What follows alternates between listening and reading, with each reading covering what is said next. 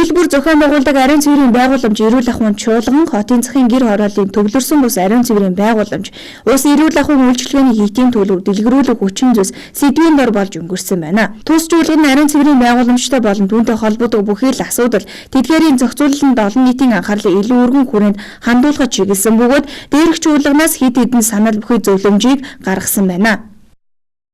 Усны газар нэгдсэн үндэсний байгууллагын хүүхдийн сан Францын ACF энэ гурван байгууллага хамтраад ус ариун цэврийн байгууламж эрүүл ахуйн чуулганы хийсэн энэ зөвлөмжлөр бол тодорхой зүйлүүд дээр тогтсон байгаа. Хамгийн нэгдүгээрт нь энэ ариун цэвэр ус хангамжийн асуудал дээр засгийн газар голлох үүргийг гүйцэтгэнэ. Гэхдээ төв засгийн газар гэхээс илүү орон нутгийн засгийн газрууд энэ дээр илүү чухал үүрэгтэй маа. Тийм учраас орон нутгийн засгийн газраас энэ тал дээр тодорхой үйл ажиллагааг хийх ёстой гэсэн нэгдүгээр санаа гаргаж ирсэн. Хоёрдугаарт нь ариун цэврийн байгууламжийн асуудал буюу бидний ярьж занснаар энэ жорлонгийн эрүүл ахуйн асуудлыг хариуцсан тодорхой байгууллагатай эзэнтэй болгох зайлшгүй шаардлагатай гэж үзсэн.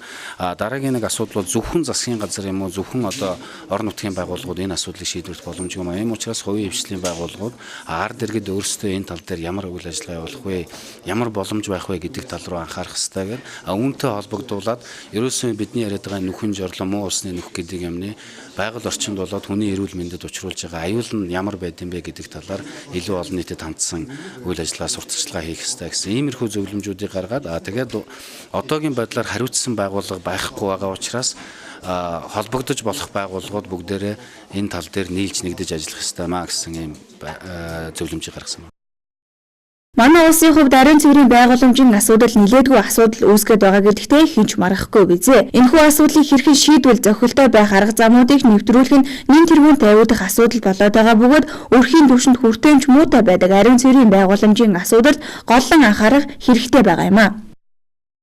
Тэгэхээр өнгөрсөн 3 жилийн хувьд бол бид нар ус ариун цэврийн байгууламж эрүүл ахуйн ийм төслийг бол хэрэгжүүлсэн. Энэхүү төсөл маань нэлээд бас үр дүнтэй шин санаачлах шин зүйлүүдийг сэтсэн туршсан ийм зүйлээс эндээс бол нэлээд олон тийм тодорхой хэмжээний үр дүн тийм шийдлүүдийг гаргаж авсан. Тийм болохоор энэ удаагийн чуулганы бас нэг зорилго бол эндээс гарсан өөрсдийн олд амжилтаа бусад салбарын яг одоо энэ ус ариун цэврийн байгууламж эрүүл ахуйн салбарт үйл ажиллагаа явуулж байгаа бусад байгууллагуудад бас ийм шийдлүүд байдаг юм а. Энийг бас ингэж хэрэгжилж болох юм а гэдгийг бол бас үзүүлэхээр энэ чуулганы зохион байгуулсан.